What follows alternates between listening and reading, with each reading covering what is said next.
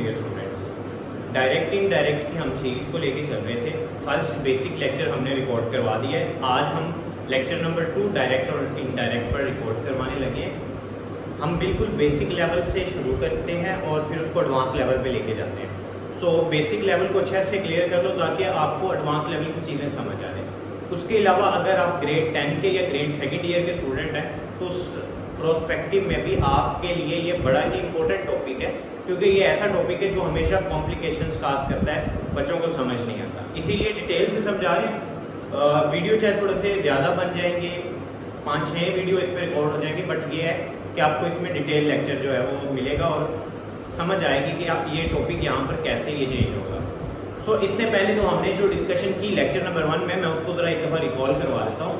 उसमें हमने डिस्कशन की थी फर्स्टली कि डायरेक्ट और इनडायरेक्ट में फ़र्क ये होता है कि हम उसमें कॉमास से रिप्रेजेंट कर रहे होते हैं और डायरेक्ट में, और जब हम इनडायरेक्ट करते हैं तो उन कॉमास को ख़त्म करके डैट का वर्ड यूज़ करते हैं और फिर हम उसको आगे बात को लेके चलते हैं। उसके अलावा हमने वहाँ पर देखा था कि अगर हमारी रिपोर्टेड स्पीच में जो है वो प्रेजेंट का टेंस यूज हुआ है तो फिर उस सेंस में आपका जो है वो नेक्स्ट वाला चेंज नहीं होगा, रिपोर्टिंग स्पीच चेंज नहीं होगा। इसी तरह अगर आपका फ्यूचर का यूज है तब भी वो चेंज नहीं होगा। लेकिन अगर वो पास्ट में यूज हुआ है लाइक दैट, क्या आप यहाँ पर जितने भी देखोगे तो सैड का यूज हुआ है, तो ये सारे जो है वो पास्ट में है। तो जब पास्ट में चेंज आएगा या सॉरी पास्ट में आएगा आपका रिपोर्टिंग स्पीच, तो आपका रिपोर्टिंग स्पीच भी जो है वो चेंज होगा। अब वो किसके मुताबिक चेंज होगा, क्या चेंजेस आएंगी? कॉमनली उस दिन हमने जो चेंजिंग डिस्कस की थी वो ये थी कि अगर इज एम आर वगैरह हो तो उसको आप बाद भर में लेके जाओगे।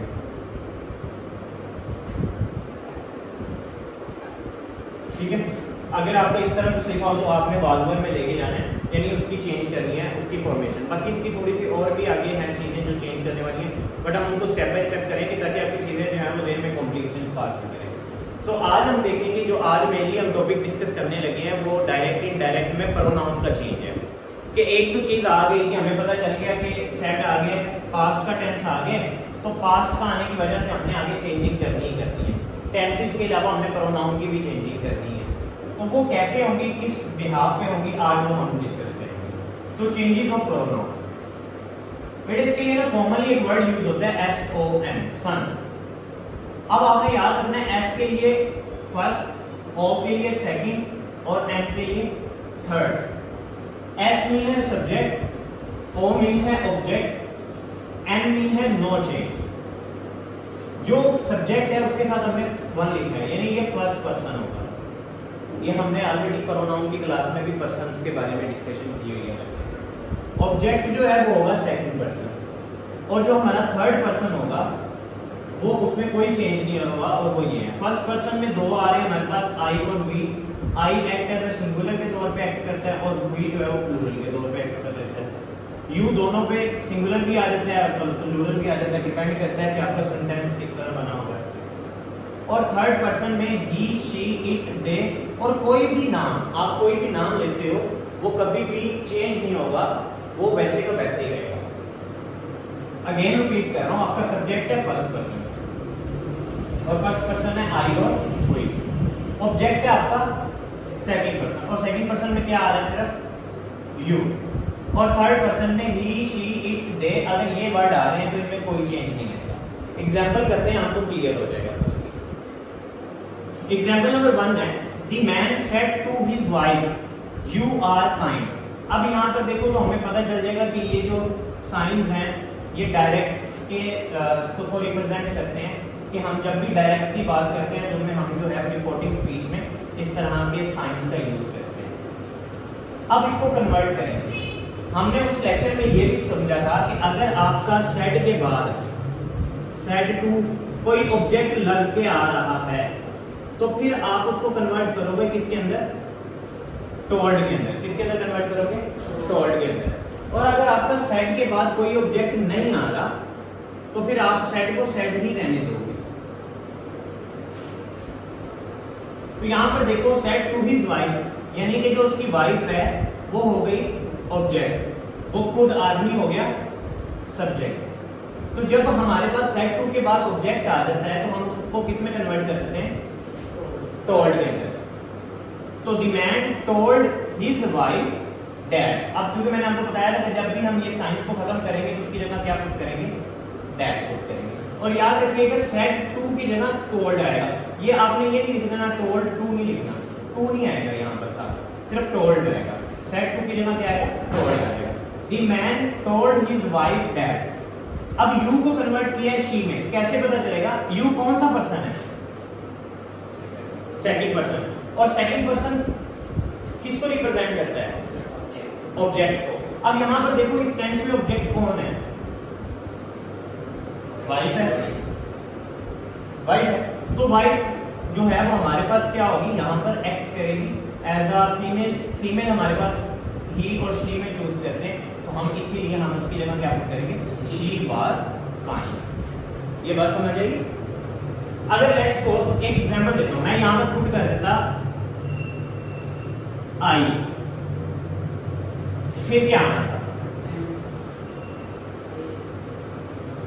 आई आ गया। अब देखो आई कौन सा पर्सन है, फर्स्ट पर्सन है। फर्स्ट किसके अकॉर्डिंग चेंज होगा, सब्जेक्ट क्या है, मेल है, ठीक है। तो फिर क्या आना था यहां पर, ही। समझ आई ये बात। तो ये आपने करा। उसके अलावा आपको ये चेंज तो आएगा ही आएगा, क्योंकि आपके पास पास्ट टेंस है, तो हम यहाँ पर जो है वो आर की जगह क्या यूज कर लेंगे, वाज यूज कर लेंगे, क्योंकि यहाँ पर आपने देखना है कि आप चूज कौन सा कर रहे हो। शी है तो शी के साथ वाज ही आता है, आपको पता है। इस तरह एक और करते हैं, आपको जरा जैसे जैसे एग्जांपल करते जाओगे आपको पॉइंट क्लियर होता जाएगा। The student said to the teacher I am fine. Student ने टीचर से कहा मैं ठीक हूँ। द स्टूडेंट, अब देखो जरा स्टूडेंट क्या हो गया यहाँ पर, स्टूडेंट सब्जेक्ट है। अब सेड टू दी किसको बताया, टीचर को, तो टीचर क्या होगी, object. So I am fine. अब यहाँ पे पहले यहाँ देखो कि स्टूडेंट सेड टू के बाद ऑब्जेक्ट आ रहा है, तो हम सेड टू को कन्वर्ट कर देंगे किसमें, टोल्ड में। तो the student told the teacher. अब यहाँ पर आपने वो साइन खत्म करने हैं, तो उसकी जगह हमने डैट लगा देना है। The student told to the teacher. अब लिखा हुआ है आई। आई कौन सा जो है वो पर्सन होता है, फर्स्ट पर्सन। और फर्स्ट पर्सन को हम किसके अकॉर्डिंग चेंज करते हैं, सब्जेक्ट के अकॉर्डिंग, ठीक है। तो यहाँ पर सब्जेक्ट क्या है, स्टूडेंट, ठीक है।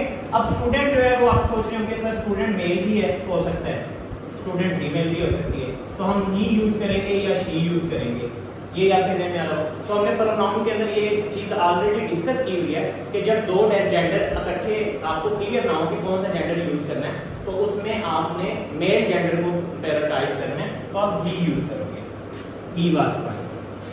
क्लियर होगा ये पॉइंट।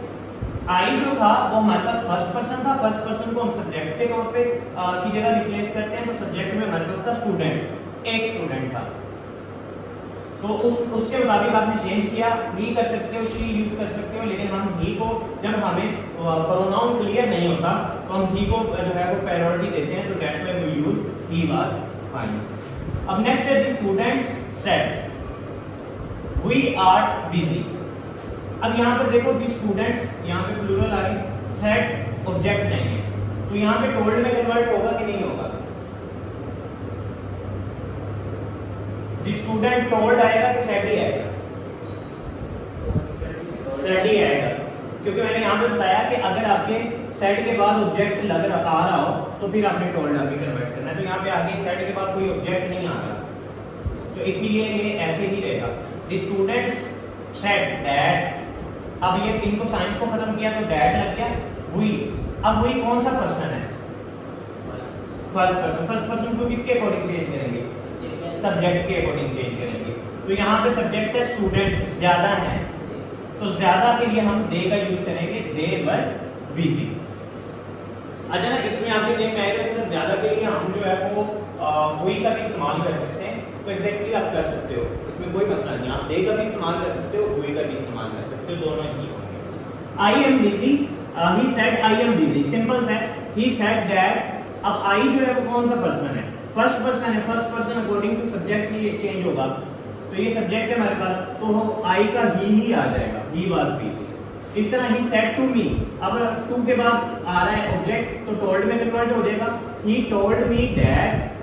अब यहाँ पर आई फर्स्ट पर्सन है, वो अकॉर्डिंग टू सब्जेक्ट चेंज होगा, तो आई की जगह ही वाज राइट बट अब नेक्स्ट और भी आगे दिया हुआ, but you are wrong. You क्या, कौन सा पर्सन होता है? सेकंड। सेकंड किसके मुताबिक चेंज होता है? ऑब्जेक्ट के मुताबिक। ठीक है, तो यहाँ पे ही सेड टू मी में ऑब्जेक्ट है मी, तो यहाँ पर देखो यू चेंज होगा अकॉर्डिंग टू मी के, तो मी का सब्जेक्टिव केस क्या होता है? आई, तो आई वाज रॉन्ग। ये पॉइंट क्लियर हुआ है क्या? अगेन बता दो इसको, रिपीट कर। ही सेड टू मी, अब यहाँ पे ही हो गया सब्जेक्ट और मी हो गया ऑब्जेक्ट, यहां तक आपको ये रिकॉर्डेड थी। उसके बाद आई कौन सा पर्सन है? फर्स्ट पर्सन है, I am right, but you है सेकंड पर्सन। ठीक है, अब जो जो चेंजेस आने हैं वो देख लीजिए। सेड टू मी की जगह, सेड टू की जगह आ गया टोल्ड, ही टोल्ड मी, ये साइंस खत्म हो गए, यहाँ पर जो ये वाले डैट आ गया। अब आई है फर्स्ट पर्सन, फर्स्ट पर्सन को हम सब्जेक्ट के मुताबिक चेंज करेंगे, तो आई की जगह हम ही लगा देंगे, ही, एम की जगह वाज आ जाएगा, यहाँ पे मैंने बताया हुआ था इनकी जगह आपका वाज का यूज होगा। ही वाज राइट, बट आगे आ गया यू, यू होता है आपका सेकंड पर्सन, और सेकंड पर्सन चेंज होता है अकॉर्डिंग टू ऑब्जेक्ट, मैंने यहाँ पे बताया है। तो अब ऑब्जेक्ट के अकॉर्डिंग चेंज होगा, ऑब्जेक्ट यहाँ पर क्या यूज हुआ हुआ है? मी का सब्जेक्टिव केस में कोई यूज करोगे यहाँ पे, क्योंकि ये एक्ट आता है यहाँ पे सब्जेक्ट ही यूज हो रहा है, तो मी का सब्जेक्टिव केस आई होता है, तो आई वाज रॉन्ग। इस तरह हमारे पास लास्ट है she said you all are guilty. अब शी सेड, अब यहाँ पर ये बड़ा मसला होता है मोस्टली कि आपके पास ऑब्जेक्ट नहीं है, यू है सेकंड पर्सन, और सेकंड पर्सन को हम करते हैं अकॉर्डिंग टू ऑब्जेक्ट। इस पॉइंट को जरा अच्छे से समझिएगा क्योंकि ये जरा कंफ्यूजन का सकता है। आपका यू है second person, and second person अपने आप को चेंज करता है अकॉर्डिंग टू ऑब्जेक्ट, लेकिन यहाँ पर आपके पास रिपोर्टेड स्पीच के अंदर ऑब्जेक्ट है ही नहीं, तो फिर आप क्या करोगे? आप यहाँ पर खुद से एज्यूम करोगे कि अगर यू जो है, मेरी बात जरा अच्छे समझिएगा, यू के आगे जो है वो आपको पता चल जाएगा ऑल आर रिप्रेजेंट कर रहा है कि ये प्लूरल है। अगर यहाँ पर लिखा होता ऑल ना होता तो ये सिंगुलर के तौर पे एक्ट करना, अगर वो एक्ट कर रहा है सिंगुलर के तौर पे, तो आपने खुद से एज्यूम कर लेना कि यहाँ पर मी था, उसने मुझे बताया, ठीक है, तो उसके अकॉर्डिंग चेंज हो जाएगा आई पर, आई या ही पर, ठीक है। और उसके अलावा अगर वो हो रहा है प्लूरल में, वो यहाँ पर ये वर्ड बता रहा है आपको, तो प्लूरल में आ रहा है और आपके पास ऑब्जेक्ट नहीं है, तो आपने फिर दो ही कैटेगरी में जाना है कि आपके पास प्लूरल जो यूज होते हैं दे या वी। आपके प्रोनाउन की सीरीज में दो ही वर्ड हैं जो कि प्लूरल के तौर पे अपने आप को ज्यादा रिप्रेजेंट करते हैं, वो है दे और वी, तो उन दोनों के तौर पे चेंज कर दो। ये उस केस में होना है कि अगर आपको ऑब्जेक्ट क्लियर ना हो, यहाँ पर अगर लिखा होता शी सेड टू मी, तो फिर आपने मी के अकॉर्डिंग ही चेंज करना, ठीक है। She said that we all were guilty, we भी लगा सकते हैं या फिर इसकी जगह दे भी लगा सकते हैं, दोनों मैंने लिख दिए यहाँ पर। सो आज जो हमने सीखा है वो प्रोनाउन की चेंजिंग है कि डायरेक्ट इनडायरेक्ट में हम फर्स्ट, सेकंड और थर्ड प्रोनाउन को कैसे चेंज करते हैं।